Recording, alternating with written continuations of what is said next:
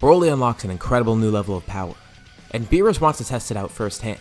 The strength he achieves is unfathomable, to the point where it could be sensed across the universe, which includes somebody else that sensed it as BROLY powered up. Now that Granola senses this power, what is he going to do about it? We'll see all that and more in this part 10 of What If BROLY Was in Vegeta's crew. At first, Granola doesn't really do much about it. He continues his work like normal, wondering who that power was. But the Heaters notice that as Granola's working, he's acting weird, like he's hiding something from them. He seems quiet about something. Honestly, he was thinking about trying to seek out that power and using it to defeat the Heaters and Frieza, but he doesn't know who this power is and he kinda doubts that it'll work. He'd have to get that power on his side in the first place, and he doesn't even know if he could find it. But the Heaters ask pretty plainly. He sensed that power too, didn't he? Of course, they would notice it as well. And Granola asks if they know who it is. The Heaters say they're not too sure. However, they do know something pretty interesting, and they say this to rile Granola up, but it actually turns out to be right and they don't even realize it. They say that they've heard intel about 3 Saiyans lurking about. Wait, Saiyans? They still exist? Yeah, apparently some of them still survived. And they're not entirely sure, but what if that power belongs to one of those Saiyans, if they do exist? And telling him this works, because now Granola's really set on finding this power, to see if it actually is a Saiyan and see if he can defeat it somehow. And this obviously works in favor of the Heaters. Granola and the Saiyans will just kill each other. Honestly, those two are the only threats that they have right now. Yeah, they could get rid of Granola another way, but maybe they could try and use him to defeat the Saiyans. Maybe he'll figure out a way to do so. And at the same time, they'll seek out the Dragon Balls as well. Without Frieza in the universe, it's their time to take over. As for Granola himself, he's not sure how he's going to go about this. He's going to need more power, and a lot of it. It's not going to be an easy task. But he does have an idea. He's been thinking about this. The Dragon Balls. He could use them. Maybe he could wish to become the strongest thing in the universe, surpassing even whatever that power was that he sensed. And much earlier on in the story, he decides to do so, wishing to become the strongest person in the universe, which does shorten his lifespan as well. Meanwhile, the Heaters are trying to keep tabs on those Saiyans that they heard about. They don't have much data to work off of, just rumors that they heard for a while. Here and there are some Frieza Force soldiers that are still alive, some scragglers that weren't killed off before, telling stories about some really strong Saiyans on Earth. So they end up going to that planet and it's actually the perfect time. Goku, Vegeta, and BROLY are all on the planet. And they perform their same little scheme that they did in the normal story, tricking the Saiyans into fighting against Granola. But they still aren't too sure about what that power was. From these Saiyans, yeah, they could tell that they're definitely strong, but they don't sense that full power from any of them, that same strength that they sensed before. Because that strength they felt, it was odd. It wasn't like a normal ki signature.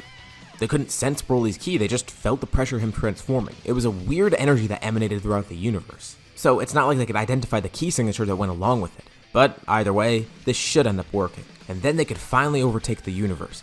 The Saiyans still are a threat, apparently if they killed Frieza after all. The Saiyans are brought to planet Cereal, and immediately they're thinking, something's a little bit off about this. The Heaters leave the Saiyans to themselves, and suddenly, a barrage of ki blast comes out of nowhere. They're about to hit Vegeta head on, but Goku knocks Vegeta out of the way. They strike Goku directly, and they don't hurt too much, except for one that's aimed purposefully. Since he got in the way, Granola couldn't hit any of Vegeta's vital points, but for Goku, he adjusted his aim, hitting him. Goku falls over. He took that much damage from one ki blast? BROLY and Vegeta are confused, but thankfully they do have some Senzu beans. Goku's already unconscious, they didn't even do anything yet. He takes a Senzu bean and wakes up again. So they're dealing with some sort of sniper here maybe. They can't screw around. Immediately, the two of them transform into Super Saiyan Blue.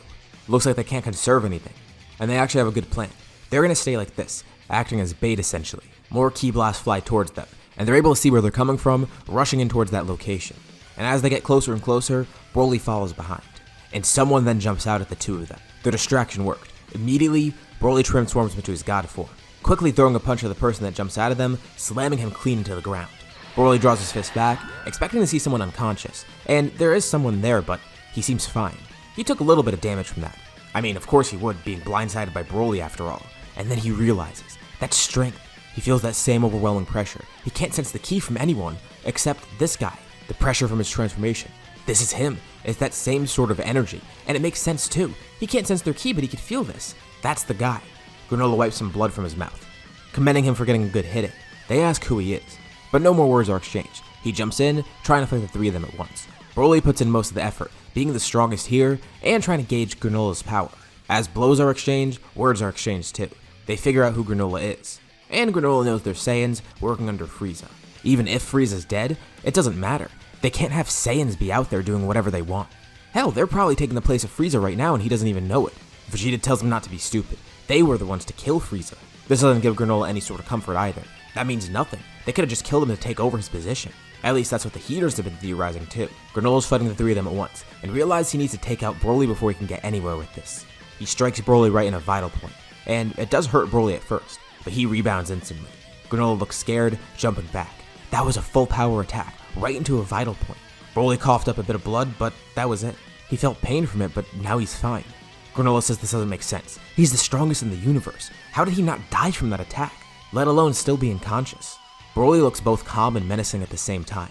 Slowly, he walks over to Granola. As his aura flares up, the ground cracks below him as he walks, melting into glass, radiating that same greenish-blue energy that comes off of him.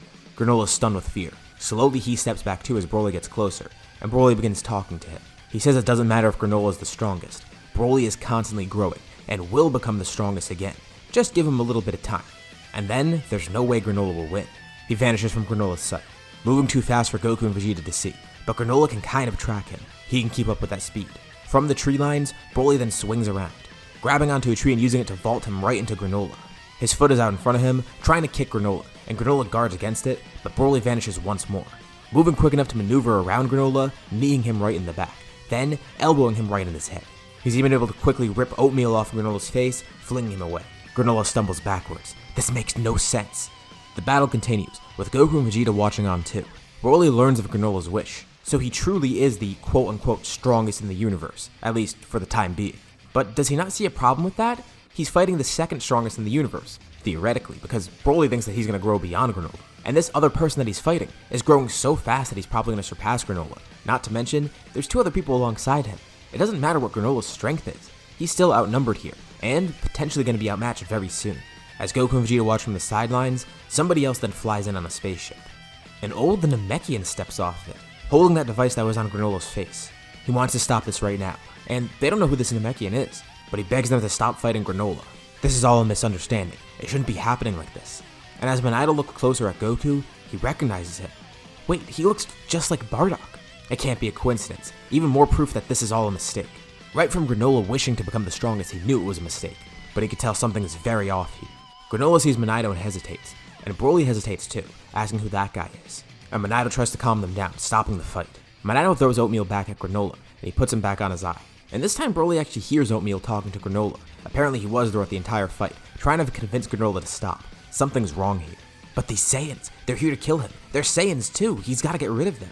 But the three Saiyans repeat what they've been told by the Heaters, and reiterate the fact that they're not working for Frieza, the exact opposite actually. Or they hated him at least when he died. They didn't take over his crew or whatever, and they didn't kill him to take his influence, they killed him to get rid of him. He attacked them multiple times, and it's Frieza after all is completely justified. Everyone begins talking with Minato trying to act as a mediator, and Goku and Vegeta jump in too. BROLY is able to simmer down, then de-transforming, showing Granola he's not here just for bloodlust or whatever. They all felt something was off before. And Vegeta could see too. By looking around the area, he remembers the Saiyans did wipe out the Cerealians under the command of Frieza, but none of them were there at that time. Vegeta, yeah, he was a prince, but he was a kid. He wasn't here. He wasn't responsible for that. Goku and BROLY, they were completely separated from this. Well, that doesn't really go for Goku too much, because his father apparently was here, according to Minato. They learn about that too. More proof that Goku's actually not here for a bad thing. His father actually ended up saving Granola. As Granola's trying to process all this, they then sense another power enter. The sky turns black, and Granola sees a familiar face. It's Gas. He's also wished to become the strongest. Gas then attacks all four of them at once, and they're barely able to defend. He throws a weapon at Granola, but BROLY quickly jumps in, trying to grab it midair and fling it back at Gas. But Gas launches a blast that simply destroys the attack, with a blast then flying right back towards BROLY. He quickly powers up further, narrowly avoiding the blast as it singes him. Goku and Vegeta are then thrown to the ground. Weights materialize around their arms and legs. They can't move. But this time, it shouldn't be as difficult as the main story. Minato tries healing Granola. They still have another Senzu left just in case. And since Minato can heal him, they'd rather save this. Goku and Vegeta are perfectly fine right now. BROLY, he might need a little bit of healing later. But the three of them try fighting Gas together. And they're not making too much progress, although they are still doing something. With the three of them combined, they're actually able to kind of outpace him. One of them alone definitely wouldn't be enough. Maybe two could hold him off, but three of them, they're making some sort of progress. But Gas shifts his focus. First he's going to try to eliminate the two weaker ones, Goku and Vegeta. They tell Gas not to underestimate them. They might not be on the same level as BROLY, but they're still incredibly powerful. The two attack together with great coordination, but Gas easily fends them off. This isn't going to work either. Maybe he should focus on eliminating BROLY first, but BROLY tells him the same thing that he was telling Granolah. Who cares if he made a wish to become the strongest? He's going to be surpassed, if not by BROLY, by someone else. And at that exact moment, a bunch of ki blasts fly from far away. Not towards Gas either. It flies towards Elec, Maki, and Oil, knocking them unconscious. Then a bunch start flying towards Gas, and he's able to fend them all off easily, except for one. One is aimed right at his face, and Broly's able to grab Gas by his head, holding it still. The blast explodes right in his face. Gas jerks his elbow back, hitting BROLY right in the stomach. Briefly stunned, he tries to launch an attack at BROLY, throwing another weapon right through him. A spear flies right through Broly's chest, pinning him to the ground, as Granolah then enters the battle. Goku and Vegeta are glad to see him back, and Granolah says if they coordinate, they'll probably be able to defeat him. It's just like BROLY said, he's the strongest in the universe, but against a few other people, they can overcome him. BROLY is struggling on the ground, and then rips the spear out of him. He de-transforms. It was a direct hit, and it was painful. And Gas wonders, are they not worried about their friend? He's dying right there. Well, not actually. Vegeta grabs the remaining Senzu Bean, flinging it over at BROLY. Weakly, he pops it in his mouth, eating it and then transforming once more, growing stronger not only from the battle itself, but also from the damage he took. Without the other heaters around to interfere, they don't unleash Gas's true power, but Gas tries to siphon away more of his life to grow stronger. But it's still not working, especially now that he's fighting 4 people, 2 of which are very close to him in terms of power. Goku and Vegeta realize that their attacks aren't doing too much offensively, but they can act as very great distractions, leaving openings for BROLY and Granolah to attack. Granolah also calls out for where BROLY should hit. Some points when Granolah tries to strike, Gas is able to dodge it, but then it leaves an opening for BROLY to counterattack. Gas of course is quick enough to catch on to this, dodging an attack from Granolah, then dodging an attack from BROLY, but then taking an attack head on from Goku and Vegeta at once. And with the 2 of them together, it deals significant damage, briefly stunning him, as BROLY then comes in once more, grabbing Gas's arm, swinging him away, trying to crush it as he swings him away. Gas is flung right into Granolah, and Granolah tries to create weapons midair, but Granolah launches a powerful blast right at one of Gas's arms, the same one that BROLY tried to crush. The arm is destroyed, he can't use it. Gas lunges the other arm forward, and Granolah tries to catch it, being strained as he does so, but then BROLY jumps in from above, with a flying elbow, hitting Gas directly in his other arm, snapping it. Gas recoils back. He has 2 broken arms now, and he's taken too much damage from everybody. This is it, their opportunity to strike. Goku and Vegeta power up to their maximum, launching in at Gas. They coordinate attacks perfectly, playing a game of Saiyan volleyball with Gas, throwing him back and forth between the 2. Simultaneously, they then kick him upwards, with BROLY jumping high up into the air, grabbing his hands together, and slamming Gas clean into the ground. But before he hits the surface below, Granolah jumps in, launching another volley of ki blasts upwards, each of which hits Gas in a vital point. He's completely stunned, and he falls towards the ground. And right as he's about to smash right into the ground below, the last thing he sees is Granolah right in front of him, with both hands formed into finger guns. A rapid volley of ki blasts is launched right at Gas's face, launching him miles away. But Gas hears the ground shaking nearby. BROLY's running towards him at massive speeds, shaking the entire planet as he does so. He catches Gas by the head, throwing him high up into the sky. He yells, launching a mouth blast. Granolah from far away then launches beams upwards too, with Goku and Vegeta launching beams as well. All 4 of the attacks connect, exploding. There's nothing of Gas left. He's been killed, and they took victory. BROLY walks back over to the area, and the 3 others welcome him back, but they then have shocked expressions on their face. They see Elec walk up behind BROLY with a gun pointed at his back, shooting BROLY while he's off guard. But it does absolutely nothing. BROLY turns around, grabbing the gun and crushing it, and then launching another mouth beam that eradicates the rest of the heaters, on accident as the mouth beam sweeps across the area. Well, he was just aiming for Elec, but hey, the other 2 were part of them as well, so collateral damage, I guess. Granolah apologizes, but the Saiyans do too. They shouldn't have fallen for that. But now they're concerned about Granolah. His lifespan. He shortened it all for that. But that's his own mistake and he's gonna live with it. Maybe try to rectify it somehow. Who knows? And they invite him to train on Beerus' planet too, but he says he's gonna stay here for a while. Thankfully there wasn't too much damaged here, but he wants to make sure the planet's okay before going anywhere else. He will remember the offer though, and says he was glad to meet them. And it's weird because these 3 aren't just any normal Saiyans. There's Vegeta, the prince. There's BROLY, this guy who's some sort of weird mutant, incredibly powerful beyond anyone's belief. And then there's Goku, who's apparently the son of that Saiyan that saved him so long ago, which he's just now learning about from Manaido. Apparently BROLY had a pretty bad history with the Saiyans too, and Goku was essentially disconnected from them. But even Vegeta, who's directly connected with the Saiyans, he doesn't seem that bad. Well, at least not right now. The 3 Saiyans then depart. Goku hopes they'll get to see Granolah again, and as they head back towards Earth, this is where we'll leave off for now.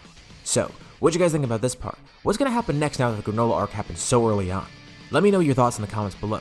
If you liked the video, be sure to drop a like, and subscribe if you haven't already. Anyways, thanks for watching, and I'll see you all in my next video.